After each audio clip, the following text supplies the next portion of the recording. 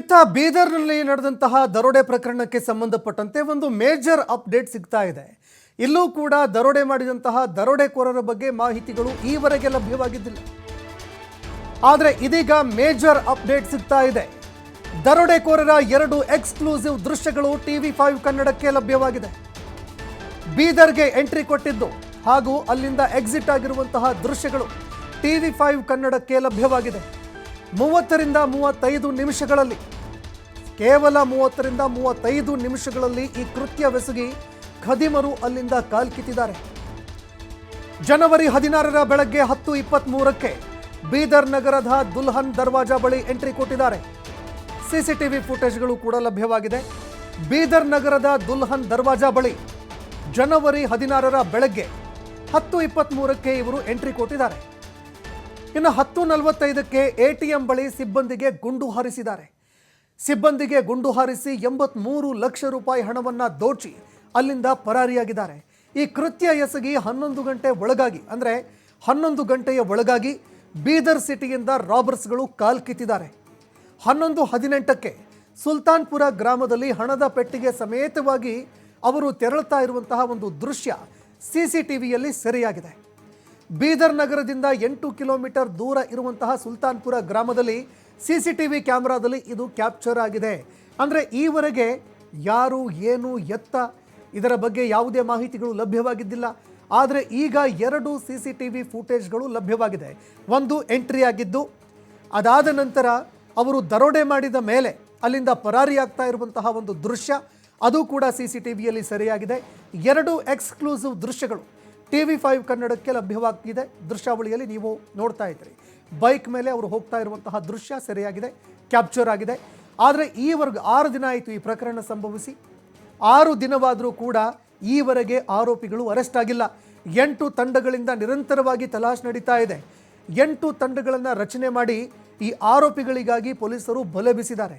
ಆದರೆ ಈವರೆಗೂ ಆರೋಪಿಗಳು ಸೆರೆ ಸಿಕ್ಕಿಲ್ಲ ಅನ್ನುವಂತಹ ಮಾಹಿತಿಗಳು ಲಭ್ಯವಾಗ್ತಾ ಇದೆ.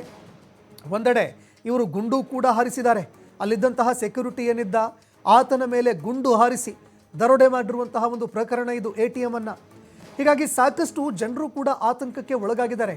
ಯಾರು ಇವರೆಲ್ಲ? ಯಾರು ಬೇಕಾದರೂ ಕೂಡ ಗನ್ಗಳನ್ನು ತೆಗೆದುಕೊಳ್ಳೋದು, ಬಂದೂಕುಗಳು, ಮಾರಕಾಸ್ತ್ರಗಳಿಂದ ದರೋಡೆ ಮಾಡುವಂತಹ ಘಟನೆಗಳು, ಅದು ಕೂಡ ಬ್ಯಾಕ್ ಟು ಬ್ಯಾಕ್ ಆಗಿರೋದ್ರಿಂದ ಸರ್ಕಾರಕ್ಕೂ ಕೂಡ ಸಾಕಷ್ಟು ಮುಜುಗರ ಆಗಿದೆ. ಮತ್ತೊಂದೆಡೆ ಗೃಹ ಇಲಾಖೆ ಕೂಡ ಇದನ್ನು ತುಂಬ ಸೀರಿಯಸ್ ಆಗಿ ತೆಗೆದುಕೊಂಡಿದೆ. ಯಾಕಂದರೆ ಬ್ಯಾಕ್ ಟು ಬ್ಯಾಕ್ ಈ ದರೋಡೆ ಪ್ರಕರಣಗಳಿದೆಯಲ್ಲ, ಇದು ಜನರಲ್ಲಿ ಒಂದು ರೀತಿ ಆತಂಕವನ್ನು ಕೂಡ ಮೂಡಿಸ್ತಾ ಇದೆ. ಹೀಗಾಗಿ ಇದೀಗ 6 ದಿನಗಳಾಯಿತು. 6 ದಿನಗಳ ನಂತರ ಇದಕ್ಕೆ ಸಂಬಂಧಪಟ್ಟಂತೆ CCTV ಫುಟೇಜ್ಗಳಲ್ಲಿ ಅವರನ್ನು ತಡೆಕಾಡೋದಕ್ಕೆ ಅಧಿಕಾರಿಗಳು ಯಶಸ್ವಿಯಾಗಿದ್ದಾರೆ.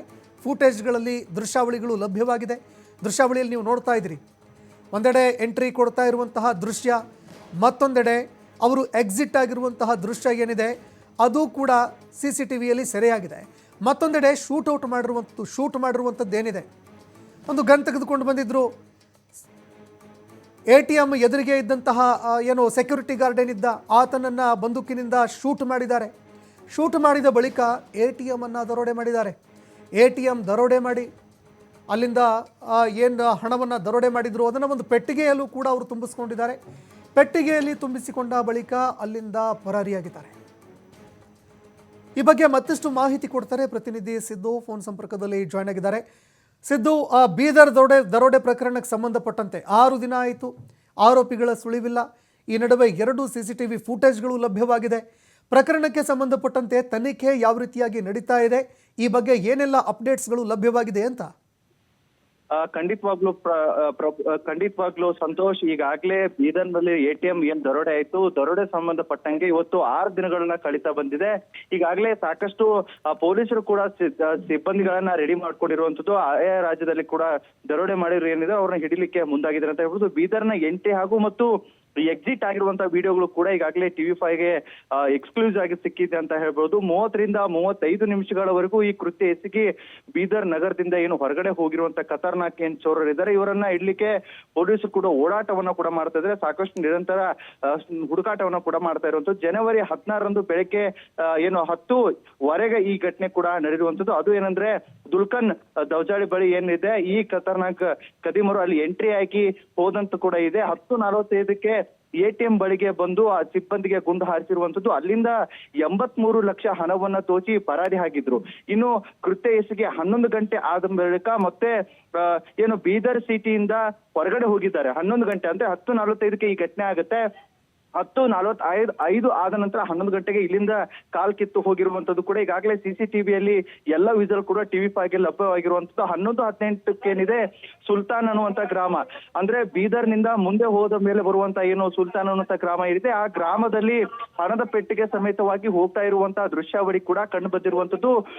ಮ್ಯಾಕ್ಸಿಮಮ್ ಇಲ್ಲಂದ್ರೆ 8 ಕಿಲೋಮೀಟರ್ ವರೆಗೂ ಇವ್ರು ಯಾವ ರೀತಿಯಾಗಿ ಹೋದ್ರು ಎಲ್ಲ ವಿಡಿಯೋಗಳು ಕೂಡ ಲಭ್ಯವಾಗಿದೆ. ನಿರಂತರವಾಗಿ 6 ದಿನ ಆಗ್ತಾ ಇದೆ, ಬಂಧನ ಆಗ್ತಾ ಇಲ್ಲ ಅನ್ನುವಂಥದ್ದು ಸಾಕಷ್ಟು ಇದೆ. ಆರೋಪಿಗಳನ್ನ ನಿರಂತರವಾಗಿ ತಂಡವನ್ನ ರಚಿಸಲಾಗಿದೆ, 8 ತಂಡಗಳನ್ನ ಮಾಡಲಾಗಿದೆ. 8 ತಂಡಗಳನ್ನ ಮಾಡಿದ್ರು ಕೂಡ ಇದುವರೆಗೂ ಆರೋಪಿಗಳಿಗೂ ಕೈಗೆ ಸಿಗ್ತಾ ಇಲ್ಲ. ಬರೇ ಅಲ್ಲಲ್ಲಿ ಯಾವ ರೀತಿಯಾಗಿದ್ರು, ಯಾವ ರೀತಿಯಾಗಿ ಓಡಾಟವನ್ನ ಮಾಡ್ತಾ ಇದ್ದಾರೆ ಅಂತ ಹೇಳ್ಬಿಟ್ಟು ಬರೇ CCTVಯಲ್ಲಿ ಮಾತ್ರ ಅವರನ್ನ ನೋಡ್ಬೇಕಾಗಿದೆ ಹೊರತಾಗಿ ಅವರನ್ನ ಆರೋಪಿಗಳನ್ನ ಹಿಡಿತರುವಲ್ಲಿ ಯಾವಾಗ ಮುಂದಾಗ್ತಾರೆ ಅನ್ನುವಂಥ ಕೂಡ ಸಾಕಷ್ಟು ಚರ್ಚೆ ಆಗ್ತಾ ಇರುವಂತದ್ದು. ಈಗಾಗಲೇ 2 ರಾಜ್ಯಗಳು ಏನು ಆಂಧ್ರ ಸೇರಿದಂತೆ ಏನು ಈಗ ಬೀದರ್ನ ಸೇರಿದಂತೆ ಬೀದರ್ ಮತ್ತು ಏನು 2 ರಾಜ್ಯದ ಪೊಲೀಸರು ಕೂಡ ಚಳ್ಳೆ ತಿನ್ನಿಸಿ ಹೋಗಿರುವ ಖದೀಮರನ್ನ ಪೊಲೀಸರು ಆದಷ್ಟು ಬೇಗನೆ ಸೆರೆ ಹಿಡಿದು ಆರೋಪಿನ ಬಂಧಿಸಬೇಕು ಅಂತ ಹೇಳ್ಬಿಟ್ಟು ಸಾಕಷ್ಟು ಚರ್ಚೆ ಆಗ್ತಾ ಇರುವಂತದ್ದು. ಸಂತೋಷ್, ಧನ್ಯವಾದಗಳು ಸಿದ್ದು ನಿಮ್ಮೆಲ್ಲ ಮಾಹಿತಿಗೆ.